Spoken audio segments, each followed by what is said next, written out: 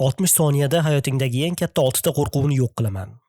Birinchisi, odamlar sen haqingda nima deb o'ylashidan qo'rqasan. Aslida esa hech kim seni o'ylamayapti. Sen o'ylaganchalik muhim emassan. Ularning o'zi boshqalar men haqimda nima deb o'ylayapti deb tashvish qilish bilan band. Ikkinchisi, yutqazishdan qo'rqasan.